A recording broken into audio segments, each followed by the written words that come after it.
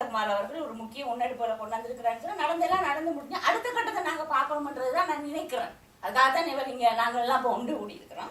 எனவே அதோட எதிர்வினைகள் எப்படி இருக்க போறதுன்றதையும் நாங்க கவனத்துல கொள்ள வரோம்.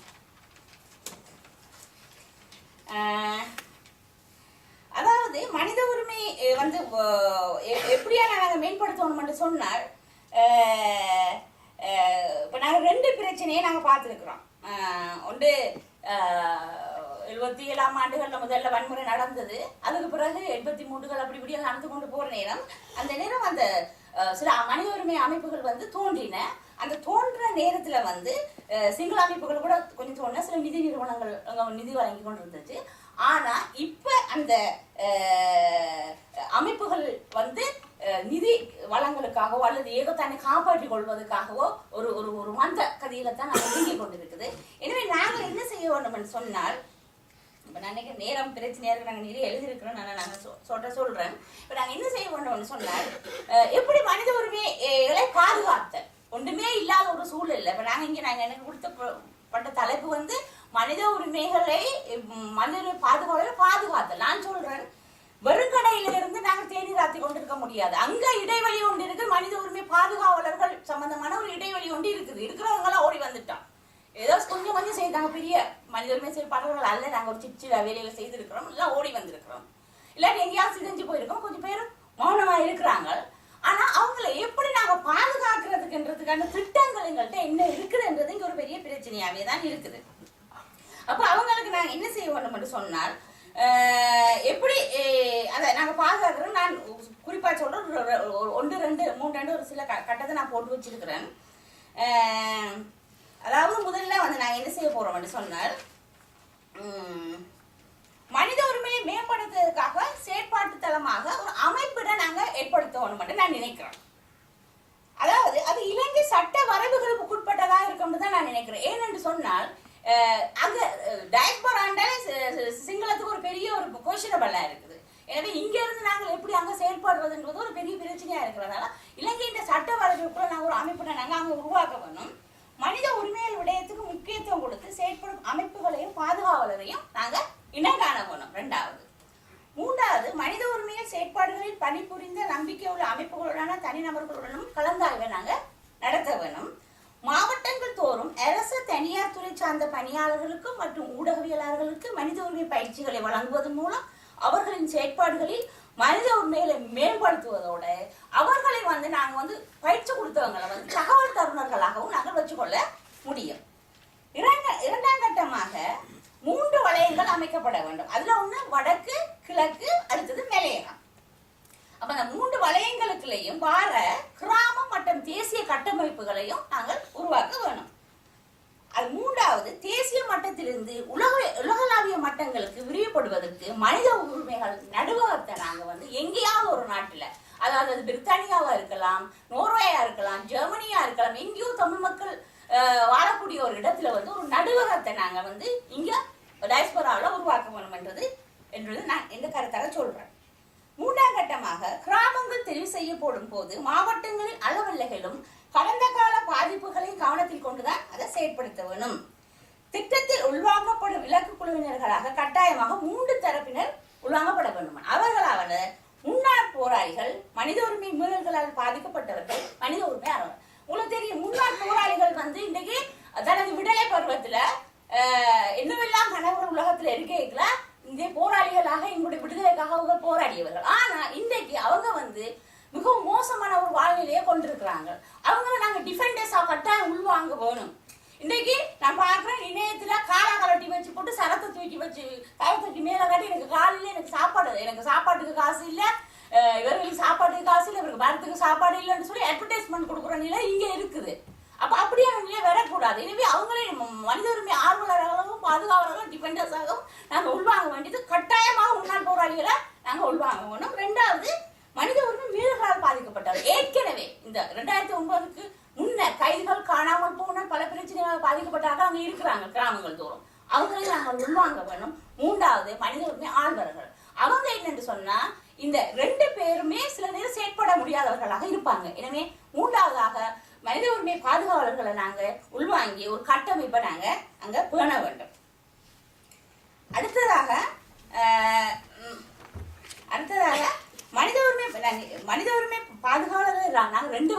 பார்க்கலாம். ஒன்று, முதலாவதாக அமைப்பு எங்களை மாதிரி அமைப்பு சார்ந்தவர்கள் இருப்பாங்க. அடுத்த ஆட்கள் வந்து அமைப்பு சாரா எங்கேயாவது அநீதி இருந்து அங்க போய் நின்று போராடுவாங்க.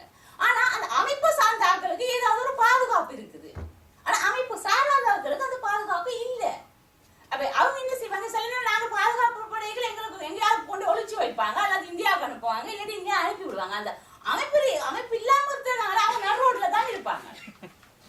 அவங்க என்ன செய்யறாங்கன்னு சொன்னா, இப்ப இந்த குளிரறைகள் ஏர் கண்டிஷன்ல இருக்கிற மனித உரிமை பாதுகாவலர்கள் சொல்லுகிறார்கள், இவங்க நல்லா பயன்படுத்துவார்கள். பயன்படுத்தி நல்லா ரிப்போர்ட் எல்லாம் எழுதி வெளிநாடுகளுக்கு அனுப்பி காசெல்லாம் கலெக்ட் பண்ணுவாங்க. ஆனா அவங்க பாதிக்கப்படுற நேரம் யாரும் கை கொடுக்கறதுக்கு வழி இல்லாம ஒளிஞ்சு தெரிய வேணும். அப்படியான நிலைமை வரக்கூடாது. எனவே அவங்கள பாதுகாக்கிறதுக்கான ஒரு கட்டமைப்பை நாங்க கட்டாயம் நாங்க மேற்கொள்ள வேணும். அதுக்கு நாங்க வந்து கிராம மட்டங்கள்லையும் தேசிய மட்டங்கள்லையும் நாங்கள் இதை உருவாக்குறதோட அவங்கள வந்து ஒரு சர்வதேச மட்டத்துக்கான ஒரு கட்டமைப்பை நோக்கி நாங்க தள்ள வேணும். அவங்களுக்கு நல்ல பயிற்சிகளை கொடுக்க வேணும், ஒரு பிணைப்பை கொடுக்க வேணும். வேறு நாடுகளில் இருக்கிற மனித உரிமை அமைப்புகளோட நாங்க தொடர்புகளை ஏற்படுத்த வேணும். அங்கே ஸ்ரீலங்காவில் இருக்கிற மனித உரிமை பாதுகாவலர்களுக்கு பிரச்சனையா இருந்தா இந்தியாவில் மனித உரிமை அவர்கள் குரல் கொடுக்க வேணும். பிரித்தானியாவில் மனித காலர்கள் குரல் கொடுக்கக்கூடிய ஒரு வல்லமையை, ஒரு நெட்வொர்க்கை நாங்க உருவாக்க வேண்டும். அதோட இன்னொரு பிரச்சனை, நாங்க எல்லாத்துக்குமே இந்த ஐக்கிய நாடு சபை என்று சொல்லிக்கொண்டே இருப்போம். அதுல வந்து ஒரு மனித உரிமை பாதுகாவல கண்காணிப்புக்கிறதுக்கான ஒரு பொறிமுறை ஒன்று இருக்குது. ஆனா அது செயற்படுதா இல்ல, அது அப்படியே கிடப்புல போட்டு கொண்டு இருக்குது. அதுக்காக எங்களுடைய இந்த நெட்வொர்க்கை நாங்க உபயோகிச்சு அவங்களோட அழுத்தத்தை சக்தியாக நாங்க மாற்ற வேணும். அதுக்கு இன்னொரு முக்கியமான பிரச்சனையா இருக்க போது, நாங்க வந்து அங்க ஐக்கிய நாடு சபையில இருக்கிற உறுப்பு நாடுகள் இருக்குது தானே, எங்க பொண்ணு உறுப்பு நாடுகள்ல வந்து ஐக்கிய நாடு சபைகள் ஒரு அழுத்தத்தை கொடுக்கக்கூடிய, நாங்க வந்து ஐக்கிய நாடு சபைகளுக்கு வந்து ஒரு அழுத்தத்தை கொடுக்க வேண்டும். உங்க உறுப்பு நாட்டை தன்னுடைய நாட்டில் வாழ்ற மாதிரி மனித உரிமை பாதுகாவலர்கள் எப்படி பாதுகாக்க வேணும் என்ற ஒரு விஷயத்தை கொண்டு வர மாட்டாங்க. ஆனாலும் நாங்கள் ஒரு பெரிய அழுத்தத்தை நாங்க கொடுக்கும் போதுதான் அவர்கள் சொன்னபடி கேட்பார்கள். இன்னொரு விஷயத்தை நான் இங்க சொல்ல வரேன் என்று சொன்னால், திரும்பி என்ன சொல்லுவேன்னா, என்னத்தான் இருந்தாலும் அமைப்புகள் ஒரு கடைசி அமைப்புகள் நியாய தளங்கள் என்று நாங்கள் பார்க்கறது ஒன்றும் எங்களுக்கு நியாயங்களை வழங்க போறது ஒன்றும் இல்லை.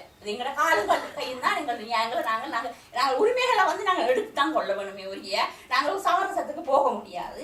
எனவே நாங்கள் நல்ல மனித உரிமையாளர்களாக இருப்பதோடு நல்ல மனித உரிமை பாதுகாவலரை உருவாக்கி எங்களுடைய நியாயத்தன்மையும் விடுதலையும் நாங்கள் அடைய கொண்டு வாழ்க தமிழ் வளர்க தமிழ் நாடு.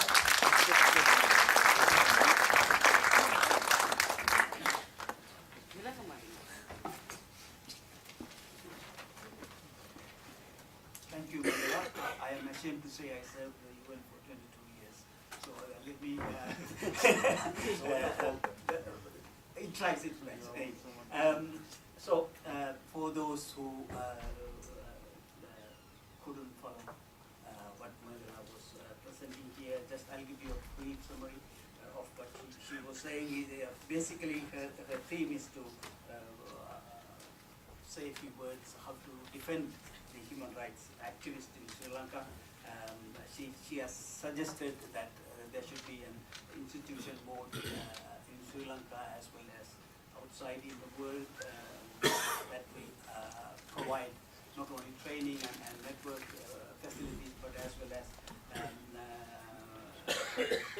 defend them whenever the time comes when they need to be defended, particularly those individuals who are not who always rise up in certain where there are no institutions. They must be protected, and how do we do that? For that, she's suggesting some way forward, particularly to link up with human rights institutions in India or the neighboring countries, and so on and so forth. So now we have 10 minutes for questions, and please help me again to stick to the time. With pointed questions on the issue, no statements. We don't want to have long statements. We just want to hear questions to the panel members. Thank you, and yeah. Let him. I'm Vasantan, and from here, only Sinhalese doesn't have racist feelings. Tamils also have racist feelings. Muslims also have racist feelings. So we have to destroy this. And Mahinda Rajapaksa's shows that there are Tamil people, Sinhalese people, who also want peace between Tamil people. So we should go and talk to these Sinhalese people and try to win them over to our side, without only concentrating on Tamil, Muslim and Malay people's unity. That's the thing I would say. Okay, that's a statement. Thank you. And who's the, yes. Yes, I have a question for three of them. Yes. The first question for Mr. Harder. You suggested a fund. So can you elaborate on that for you?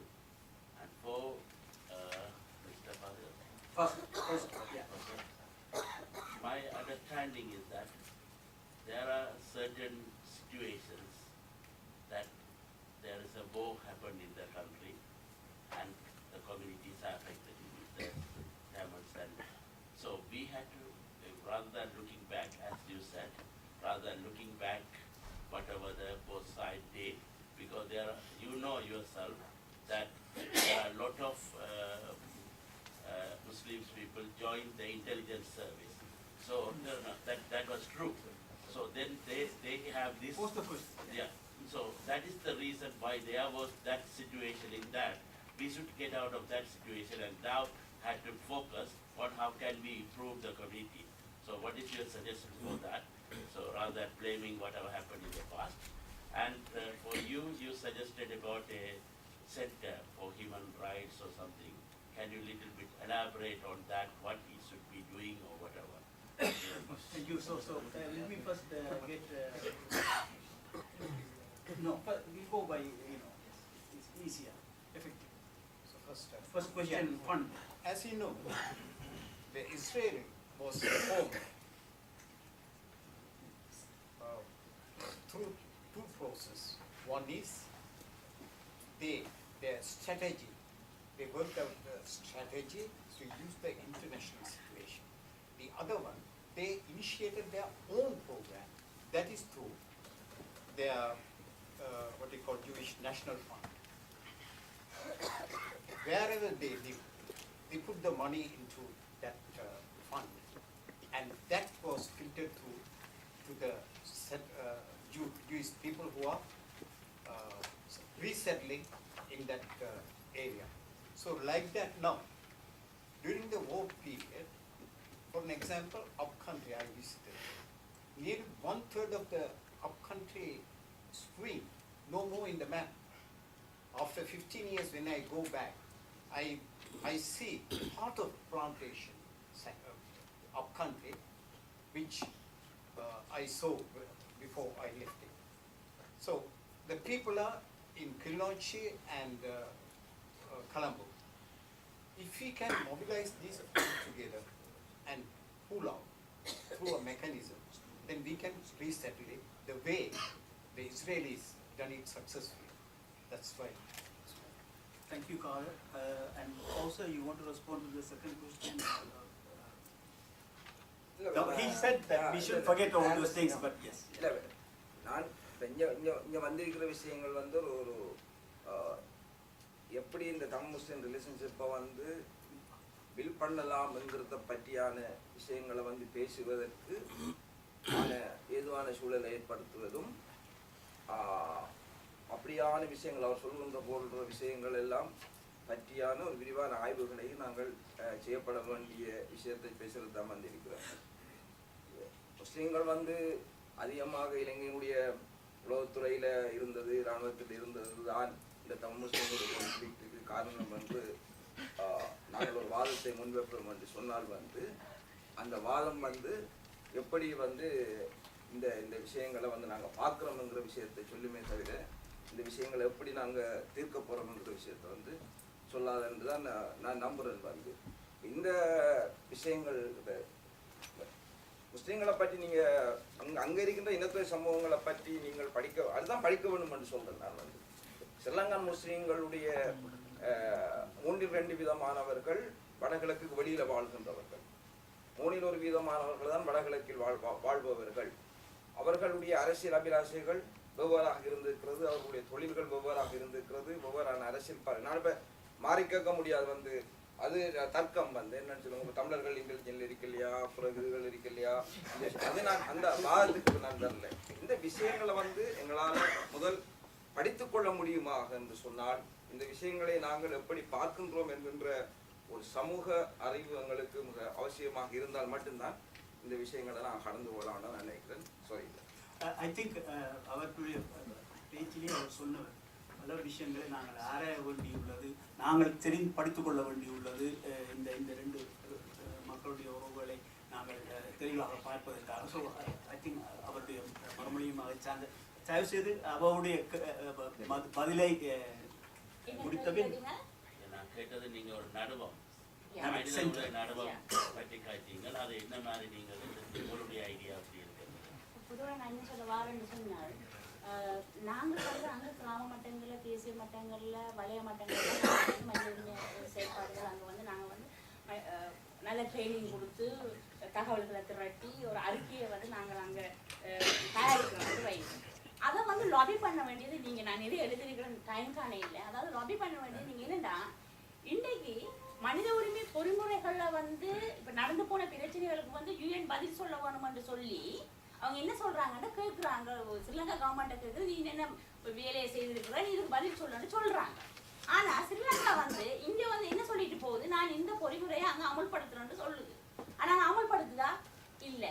ஆனால் அதை monitor பண்ணி கெதர் பண்ணி type பண்ணுற mentality வந்து அங்கே உள்ள ஆட்களுக்கு இல்லை. இல்லைன்னா பயம், பீதி, பிரச்சனை. இந்த நிலையில இங்க வெளிநாட்டுல ஒரு நடுவம் இருந்தால் அந்த அறிக்கைகளை நீங்க கொண்டு வந்து இந்த நடுவத்தில் வச்சு லாபி பண்ணுவீங்க. இப்போ லாபி ஆவணப்படுத்துகிறது மிக முக்கியம். மன்னார்ல, கந்தரோடையில, கிளிநொச்சியில, மட்டக்களப்புல இருக்கிற ஒரு சுப்பிரமணியமும் ஒரு சபாபதி பிள்ளை இந்த பிரச்சனை வந்து இங்க இருக்கிறவங்களுக்கு நுண்ணியமா தெரியாது. ஆனா அங்க இருந்து தகவல் வருமாக இருந்தால் சரியான சொல்லிட் தகவல் வேணும். ஆனா லாபி பண்ற வசதி அவைக்கு இல்லை தானே. அது உங்கள்ட்ட நடுவகத்துக்கு வரும்போது நீங்க வந்து நடுவகத்தை ஒரே இடத்துல இப்ப பிரித்தானியாவில் இருந்தாலும் கூட இதுல ஒரு பகுதியை நீங்க வேற வேறு நாடுகளுக்கு அமைச்சிருப்பீங்க. அதுல வந்து இப்ப நோர்வேல நடக்கிற ஒரு லாபி என்று சொன்னா நோர்வேல உள்ள பங்கு பட்டுவாங்க, ஜெர்மனியில நடக்கிறா ஜெர்மனியில உள்ள பங்கு பட்டுவாங்க, பிரித்தானியா நடக்கிற பிரித்தானியா. அப்போ ஒரு கேதரிங் வந்து இருக்கு. அந்த லாபியின் மூலமாக அங்க வந்து இந்த பொறிமுறைகளை நீ வந்து மெக்கானிசத்தை நீ வந்து அமல்படுத்த இல்லைன்றதை நாங்க சொல்ல வேணும். மற்ற கடன் உதவி நீங்க வழங்கக்கூடாது. இப்ப இது டெக்ஸ் சம்பந்தமா இப்போ எல்லாம் திருப்பி கொடுக்க போறாங்க. அப்படியான விஷயங்கள் நாங்க மனித உரிமைகள் நடக்குது. யுஎன்ல சொன்ன விஷயத்தை நாங்க அமல்படுத்த இல்லை. நீங்க என்ன நீங்க கொடுக்கணும், ஒரு ஃபைட்டிங் மென்டாலிட்டி நாங்க சண்டை பிடிக்கிற ஒரு தன்மை வந்து இந்த நடுவகத்துக்கு இருக்குமன்றதுதான் என்னுடைய நம்பிக்கை. Okay, we have 3 more questions. Please, நீங்கள் ரெண்டு பேரும் அவரும் மூன்று பேரும் முதல் கேளுங்க. If you have time then. வணக்கம், என்னுடைய பேர் ஏகாம்பரநாதன். இவர் இந்த சகோதரர் சொல்லியிருக்கார், வடமாகாணத்திலிருந்து முஸ்லீம் சகோதரங்கள் வெளியேற்றினது. முஸ்லீம் சகோதரம் வெளியேற்றினது சுமந்திரன் சிதம்பரம் அரசியல்வாதிகள் சொல்ல, அரசியல் ஆய்வாளர்கள் கூறுகின்றார்கள் தவறு என்றுதான். ஆனால் அங்குதான் பெரிய தவறு நடக்கிறது. இந்த 30 ஆண்டு காலம் ஒரு போர்க்காலம், அது இராணுவ ஆய்வுக்கு உட்படுத்த வேண்டியதை அரசியல் ஆய்வு செய்வது தவறு. இங்க இருக்கிற நாங்கள் அங்கே இந்த வாழ வாழ்ந்துருக்கோம், வாழ முடியாத இங்க வந்திருக்கிறோம். அங்கே சூறாவளிக்கா இல்லாட்டி இதுக்காக வந்த விஷயம் என்று கேட்டால் இதை வந்து இராணுவ ஆய்வுக்கு உட்படுத்துற பொழுது அதிலே போராட்டத்தில் சம்பந்தப்படாதவர்கள், பிள்ளைகள், குழந்தைகள் மற்றும் கர்ப்பிணி பெண்கள், வயோதிகர்கள் வெளியேற வழக்கு. அந்த வழக்கிலே ஸ்ரீலங்காவில் செய்த கொடுமையை தான் இந்த முஸ்லீம் சமுதாயம் 4000 குடும்பம் வெளியேற்றப்பட்டது. கேள்வி என்று கேட்டால் இது வந்து அரசியல் ஆய்வுப்படுத்த முடியாது, இராணுவ ஆய்வுப்படுத்துகிற பொழுது முஸ்லீம் சமுதாயம் நாங்கள் எல்லாரும் தான் வெளியேற்றப்பட்டிருக்கிறோம். குற்றம் தமிழர்களுடைய பிள்ளைகள் அல்ல, குற்றத்துக்கு பொறுப்பான ஸ்ரீலங்கா அரசாங்கம் என்றதை நீங்க ஏற்றுக்கொண்டு அதற்குரிய நடவடிக்கை செய்யுங்கள். ஓகே,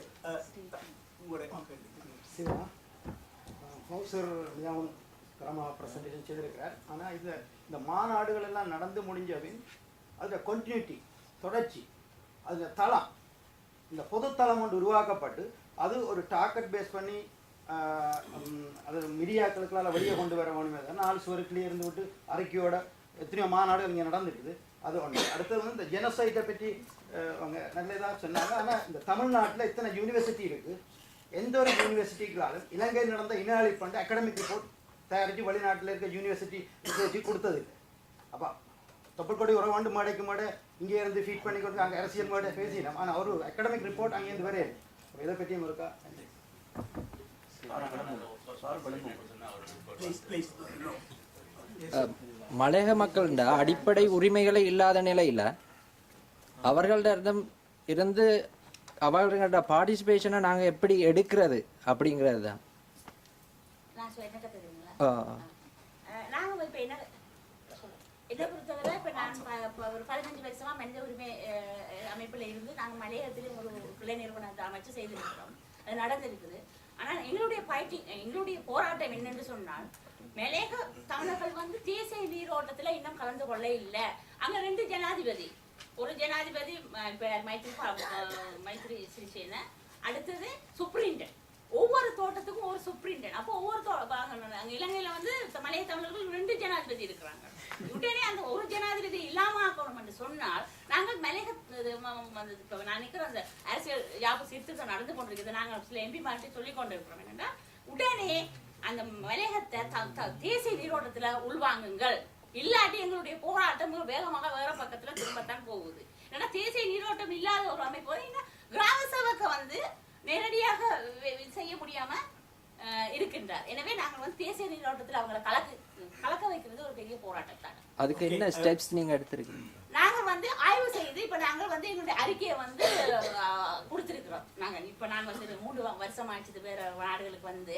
அதுக்கு முதல்ல நாங்க கொடுத்திருக்கிறோம். என்ன நடக்குதுன்னு தெரியும். Okay, I have 3 more questions, and that should see us through to the session. So, Kambi, I'm Naresh, and I got a question to the Fauser. I completely agree with the Fauser what he said about the Samuga Nallinakam and the nationalism question. So I have a question about the nationalism.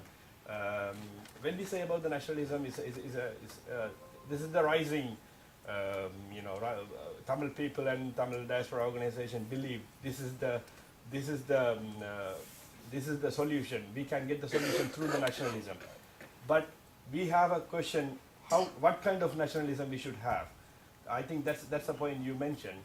But I'm not agree with you that we have to get rid of the nationalism completely, because that's a big part. I think that's a big thing that people believe. But we should have to move. What kind of nationalism we have to move on? The nationalism we should get we should win all the rights for all the peoples. Doesn't matter where they're from north, south, or from up country.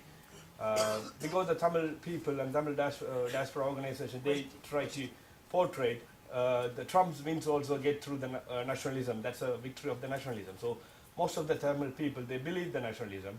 So we don't need to get rid of the one side, who believe the nationalism. Just divide those people into some other period, some other part, and we just trying to get rid of all of the nationalism we don't want.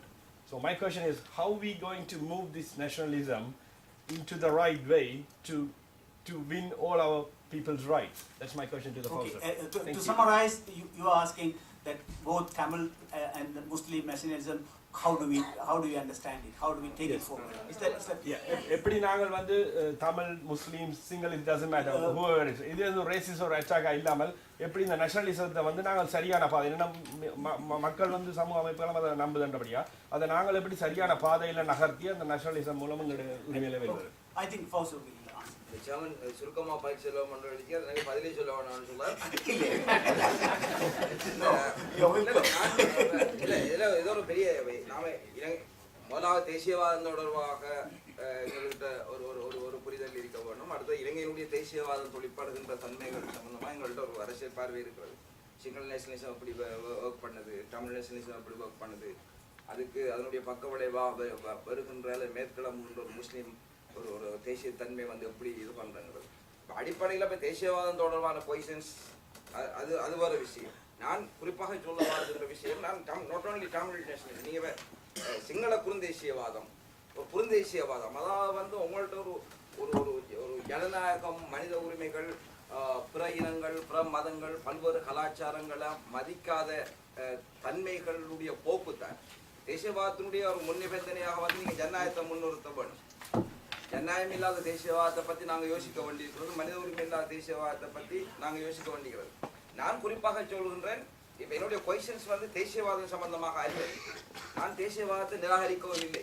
ஆனால் இலங்கையினுடைய வரலாற்றில் இந்த தேசியவாதம் குறும் தேசியவாதம், குறுஞ்சிங்கள தேசியவாதம், குறுந்தமிழ் தேசியவாதம், முஸ்லிம் தேசியவாதம் போன்ற விஷயங்கள் வந்து எப்படி நிலைமைகளை வந்து மிகவும் சிக்கலாக்குகின்றதுங்கிறத பற்றி தான் நான் பேசுறேன்.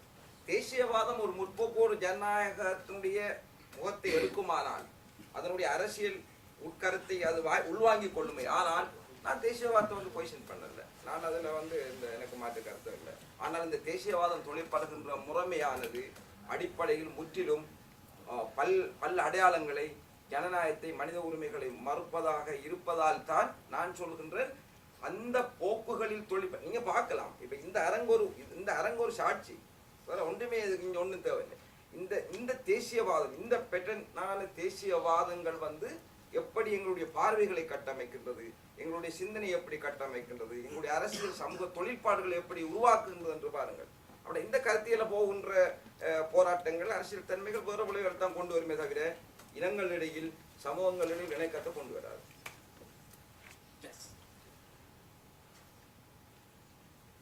Is there any okay, that's the last question. Please, we are running out of time. Yeah. Sorry, my name's Viru. I should have given a statement rather than a question. Right. I apologise in advance, but I felt it was quite important to say. It's more to Mr. Kada. You mentioned a couple of times the parallels between the Elam Tamils with European Jews in terms of nation building. But I feel I have to make the point that it's not the European Jews we should be emulating and thinking about. It's Palestinians who we have more in common with. Israel was founded on the ethnic cleansing of 700,000 Palestinians. They face cultural destruction of their homeland like we do. Israel sold Kafir jets and